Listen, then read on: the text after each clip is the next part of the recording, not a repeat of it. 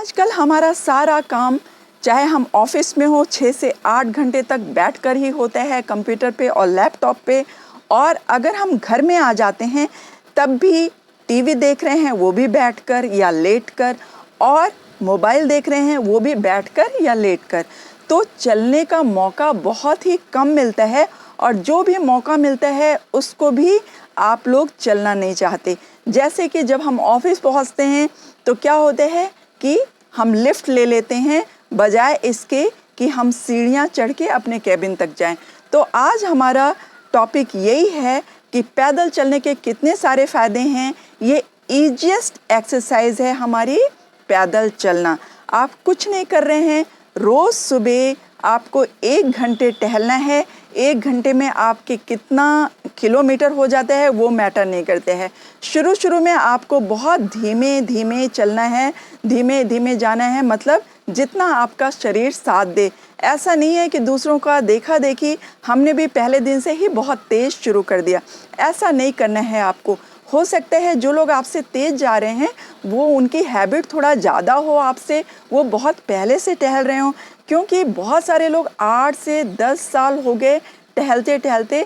मैंने देखा है जब मैं रास्ते में जाती हूँ तो वो मुझसे भी तेज़ निकल जाते हैं, चाहे वो लेडी हों या जेंट्स हों।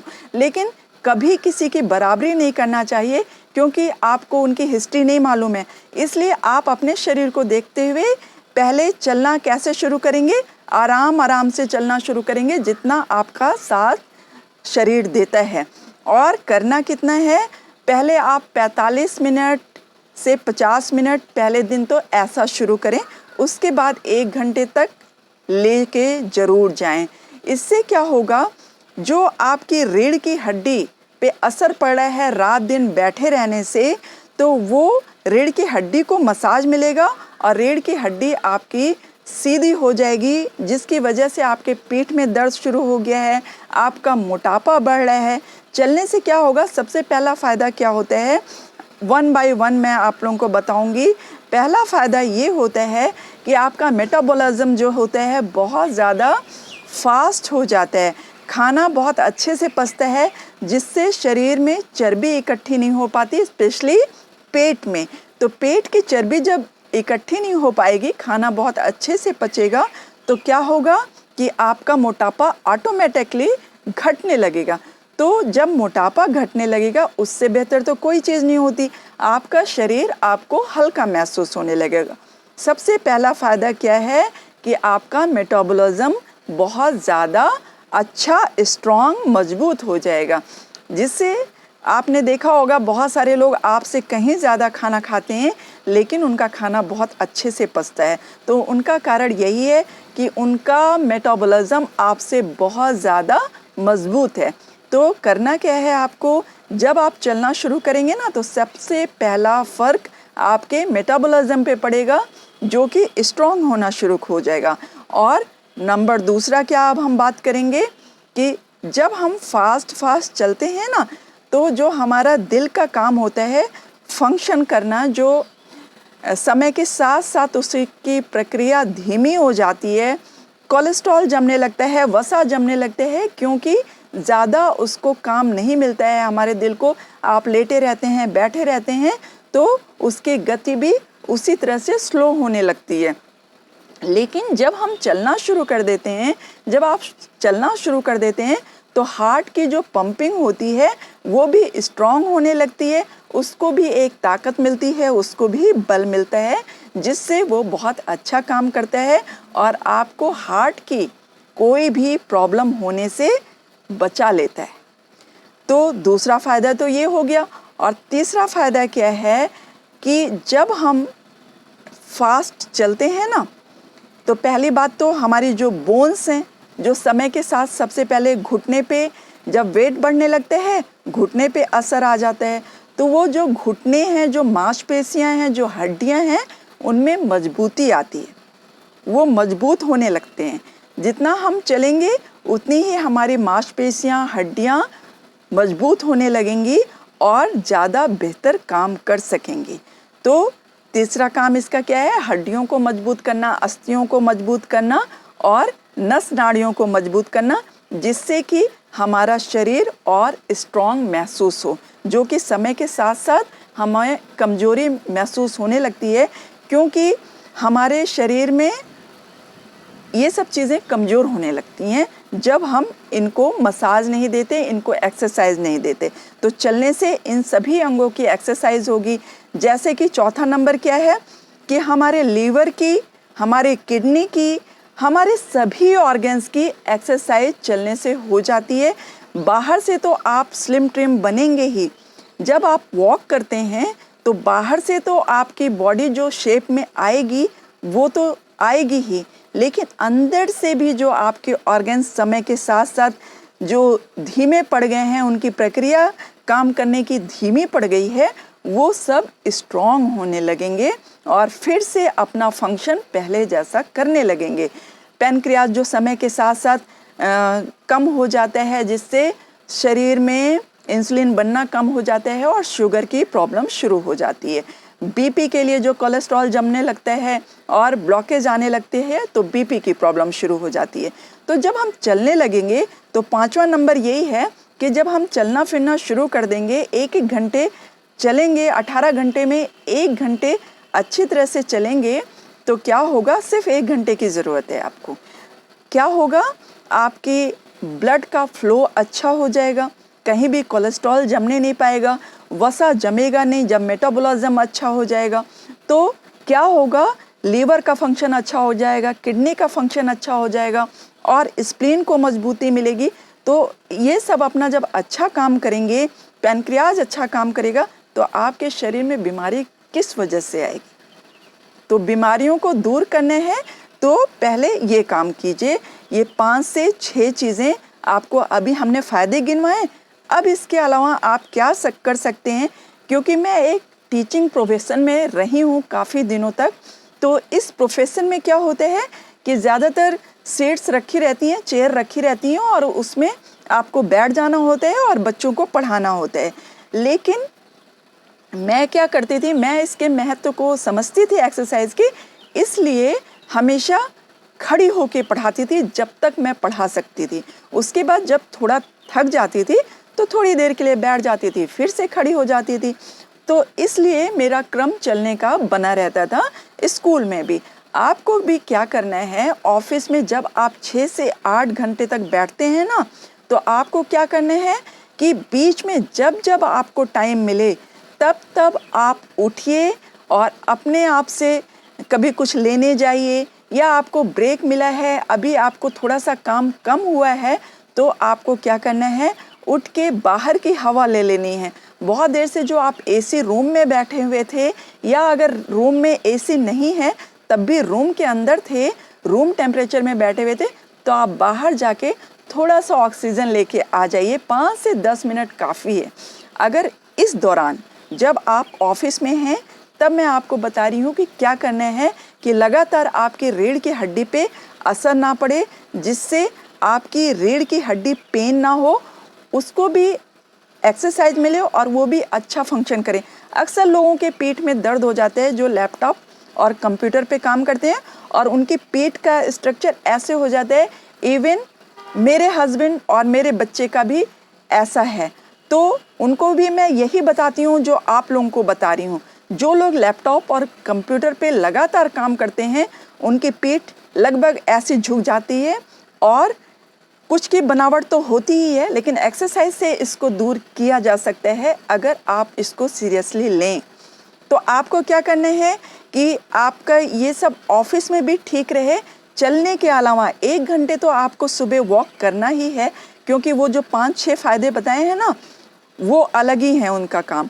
अब मैं बता रही हूँ आपको ऑफिस में क्या करना चाहिए, जिससे ये 6 घंटे की जो बैठे हुए हैं, जो आपको सारे ऑर्गन्स आपके बेचारे थक गए हैं, वो बैठे बैठे भी थक जाते हैं, तो आपको क्या करना है, उनको थोड़ा सा मसाज देने के लिए 5 से 10 मिनट के लिए बीच बीच में उठ जाना है और उठ के बाहर तक टहल के आना है। दूसरा काम आपको क्या करना है, अगर बाहर नहीं जा सकते, आप रूम में ही टहल लीजिए। जहाँ पे आपको जो जगह मिली है, जहाँ पे आप हैं, जितना दायरा है आपका, आप उतनी दूर ही टहल लीजिए। दूसरी बात, जब आपकी छुट्टी हो जाती है, आप घर को जा रहे हैं, तो प्लीज़ आप लोग लिफ्ट का प्रयोग ना करें। आप लोगों को सीढ़ी एक बार दिन भर में चढ़नी चाहिए। 35 से 40 स्टेयर्स आपको चढ़नी चाहिए और 35 से 40 स्टेयर्स आपको उतरनी चाहिए। तो दिन भर में ये भी बहुत ज़्यादा मेटाबॉलिज्म को बूस्ट करते हैं जब आप सीढ़ियाँ चढ़ते हैं और सीढ़ियाँ उतरते हैं। स्टेमिना आपका बहुत बूस्ट हो जाता है। जो समय के साथ साथ आपके अंदर बहुत थकान रहती है, बहुत थके थके से महसूस होते हैं, ये सब जब आपका स्टेमिना स्ट्रांग हो जाएगा, आप सीढ़ियाँ रोज़ चढ़ना शुरू करेंगे ना, तो आप देखेंगे आपके अंदर एक अंदर से एनर्जी आएगी। जो अभी आपको थकान महसूस होती है 6 से 8 घंटे बैठने के बाद, तो आपका दिमाग तरोताज़ा हो जाएगा। और टहलने का एक फ़ायदा तो मैंने बताना ही भूल गई, जब वॉकिंग आप 1 घंटे के लिए करते हैं ना, तो जो ये क्या है, एंड्रोफिन जो हैप्पीनेस ग्रंथि है, हार्मोन्स है, वो रिलीज़ करती है हैप्पीनेस, वो खुशी रिलीज़ करती है। ये साइंस द्वारा प्रूवन है। होता क्या है कि 4-5 जो हैप्पीनेस ग्रंथि हैं वो सब रिलीज होने लगती हैं चलने से, वो एक्टिवेट हो जाती हैं। और आपके अंदर, आप कभी भी ध्यान दीजिए, जब भी आपका मूड ख़राब हो ना, तो आपको क्या करना है, ख़राब मूड को सही करने के लिए बाहर निकल जाइए और थोड़ा फ्रेश एयर में टहल के आइए।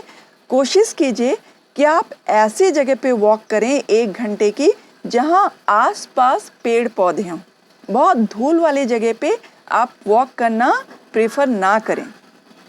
तो आप जब भी आपका मूड ख़राब होता है, आप थोड़ा सा बाहर निकल जाएं, टहलें।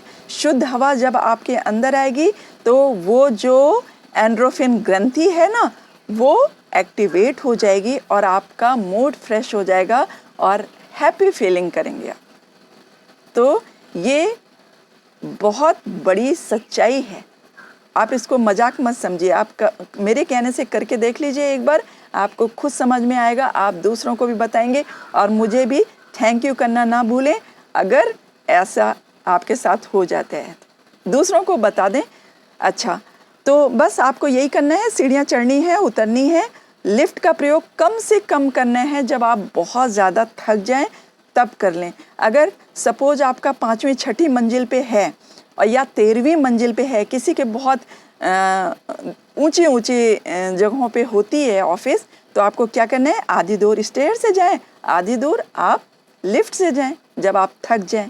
ऐसा भी नहीं है कि आप पहले दिन से ही पूरा 13वीं मंजिल पे चली जाएं और उसके बाद फिर इतनी थकान हो जाए कि ऑफिस में काम ना कर सके। लेकिन धीमे धीमे बढ़ाते रहें आप अपने टाइमिंग को, ठीक है ना। तो आपको लिफ्ट प्रेफर करना नहीं है, प्रेफर किसको करना है, सीढ़ियाँ चढ़नी और सीढ़ियाँ उतरनी। जितनी देर आप कर सकते हैं, अगर कम है, 3-4 माले पे है, तब तो आप कभी भी लिफ्ट का प्रयोग ना करें।